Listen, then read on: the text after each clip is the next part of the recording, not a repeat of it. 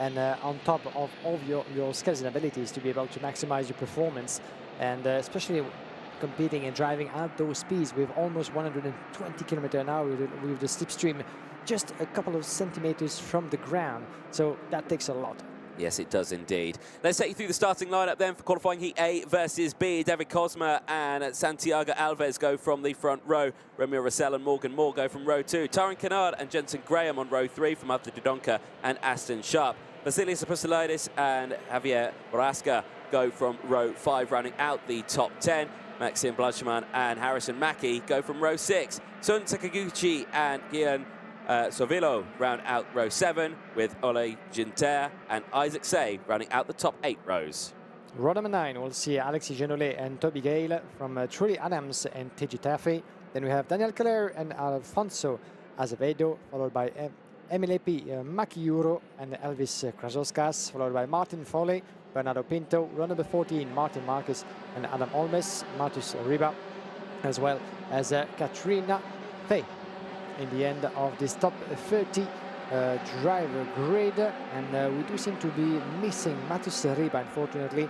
Matus Riba was due to start, the Slovakian driver, the 75, was due to start from the back end of the grid alongside Katrina A, but seems to be missing, so we're going to have a 29 driver grid coming to the start-finish straight in just a few moments, under the order of Mr. Martin Bean, our race director, assisted by many officials from the Cartodromo Algarve here in Portimao, as well as from the RGMMC group, as Chris Lambrecht and Gonzalo Plante will be among the officials deciding to give or not to give penalties at the end of the races. They are the men in charge, of course, so you will be warned, drivers, not to do anything unwise.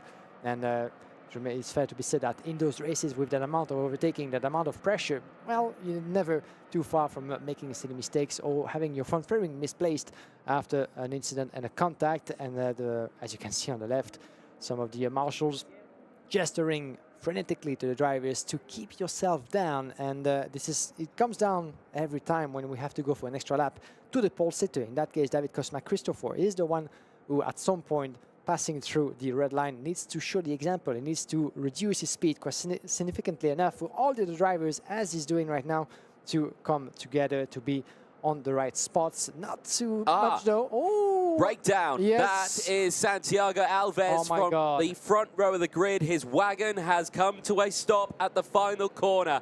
His first race is done, but the rest of the grid is good. They might still be sent here. Martin Bean, race director, is looking at his clipboard. He's looking at the lights, and it's a chain. It's the chain that's come off. Oh, what a disaster. A chain to come off in the early stages. They are going to go green. It's a really open, spread out field. They thought they were going around again, but the race is underway. And crucially, David Cosma goes in towards turn 1, completely uncontested. And here we go. Indeed, he was able to hold on to that position with the retirement from Santiago Alves. Quite unfortunate for the Portuguese driver on home soil. He's going to have a lot of occasions to back up, of course, and fight his way through again. As in the meantime, 21, Romeo Roussel, the Frenchman, is taking the lead just outside of turn number 5. And it goes pretty well into that opening lap for most of the drivers. Romeo Roussel, you can see him with that racing machine against 2 Fusion drivers, not only David Cosma Christopher, but as well as Jason Graham, the British driver, was able to climb from 6th on the grid up to P3. So that's a good opening lap for Jason Graham, gaining a place after the DNF, unfortunately, of Santiago Alves, but still very strong opening lap of a race. And as I said that, he loses a position to one or even 2 drivers behind, unfortunately. Yeah, indeed. Well, as they go through, it's actually Aston Sharp who's got up into 3rd place. He's had an absolutely fantastic start to his race. Started this one in 8th place, and he's already up there in 3rd. Brilliant start, 5 positions gained. Well, the front 2 have managed to break away, though. David Cosma and Romeo Rossell, no contention for those, as they were 1st and 3rd on the grid. They had a clean run on the inside going into it, no attack from the driver who was supposed to start in 2nd, Santiago Alves, unfortunately breaking down. Morgan Moore is under investigation, though. Now, he started 4th. Now, did he hit the loud pedal a bit too soon and fill the gap that Santiago Alves was supposed to have? That's going to be the biggest question. It's most likely for the start. We just don't know what it is, so we'll keep an eye on that one. But he sits there now in 4th place Aston Sharp is starting to, I think, close in on these top two. Yeah, that's going to be an interesting one as we are only starting this qualifying heat at the end of lap number 2 out of 7, even though these are not long races at all. And the drivers have to really be on point when committing to an overtake on the way to turn number 3. No one is daring to move just yet. And as I said, that run inside, there he goes, Sharp. Beautifully made by Aston Sharp. That goes for P2 against Romeo Roussel. Well, didn't see that coming, to be honest with you, because from the angle that we were looking, it seemed to me that Sharp was maybe 1 meter, 1.5 meters too far back just to try and to commit to that attack. But he just proved us wrong beautifully. And there he goes, Aston Sharp. Romeo Roussel still very much glued to his back, and is going to try to, of course, fight back as much and as soon as possible, because while they're doing that, well, David Cosma-Christopher is trying to build himself a bit of a gap.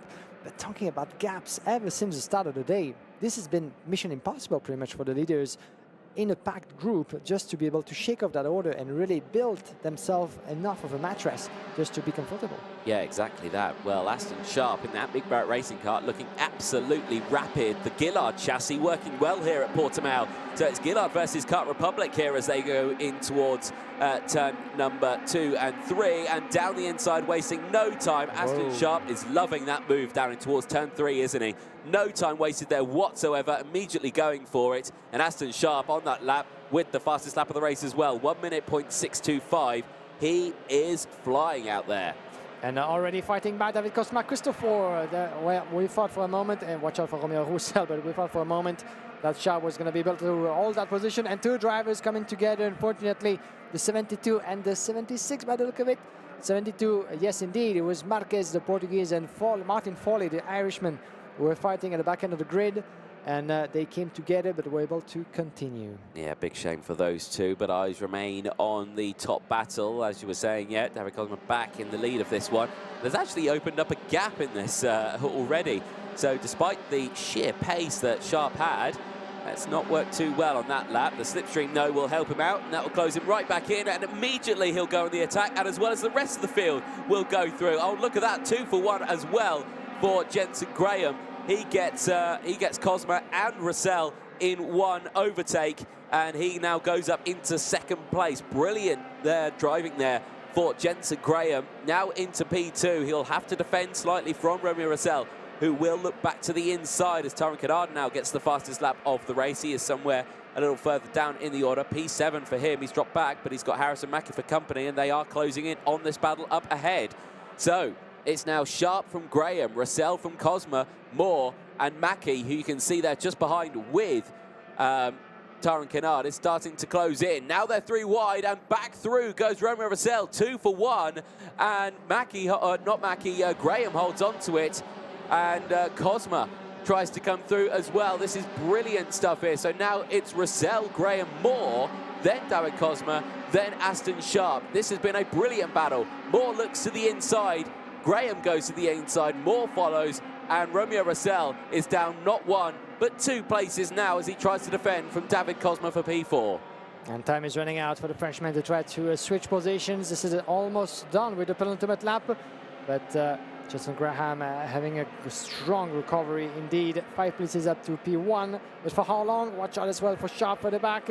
Harrison Mackie trying to make his bit from P5. Oh no, round goes Jensen Graham. How has that happened? Crucially, that would have knackered his tyres as well. He needs to look after those. But what happened there? Did he run wide and lose the back end? Or was there an assistance there from Morgan Moore? I am not too sure at all. We'll have to see the replay back. I didn't quite see it, but now Morgan Moore leads the way going into this one, runs a little bit wide. Romeo Roussel still right there behind. He'll have the slipstream now. Watch them as they go down in towards turn number 1 and 2. Moore goes defensive as we go on to the final lap now. This is very, very close. Constantine Revec kicking in as Cosma, Mackie, Taron Kennard, all there now. Taron Kennard is in this lead battle, as well as Aston Sharp is at the back of it, who was leading at one point. Well, fantastic piece of racing here to conclude this qualifying heat. Can Morgan Moore hold on to his lead? Can he actually shake off the order as being pushed a little bit? Tyrone Kennard is back as Isaac Sear, unfortunately, is coming back. This is a DNF for him as we're here back with the leaders. Morgan Moore shaking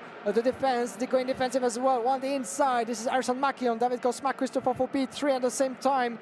Romeo Roussel is very threatening on Morgan Moore. Can the Irishman shut all the doors on the way to the last sector?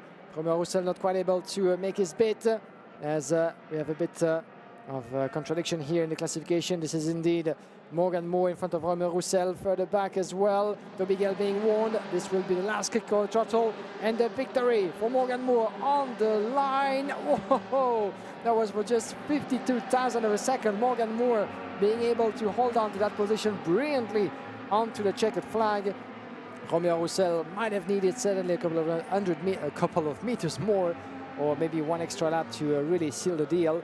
But looking at the front fairing of Morgan Moore, I noticed that with not the front fairing, with the nose cone being a bit loose under the ear. So I do wonder if that might have to do with the position or not. Yeah, the NASA panel's wobbling around, but that's only because I think that nose cone has dropped on Morgan Moore's wagon, and you can see there it's scraping the ground. I think that might be a post-race penalty going Morgan Moore's way, but we're not sure. We can only see what we can see.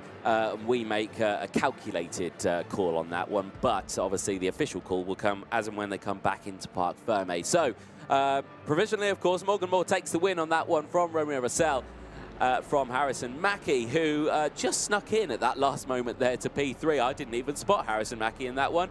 Brilliant result there for Mackie. Cosmo finishes in 4th place from Aston Sharp in 5th. Javier Proesca finishes in 6th place. A brilliant result to look there at the provisional classifications. Tyrone Kennard from Vasilios Apostolidis. Arthur Dodonka from Daniel Kelleher.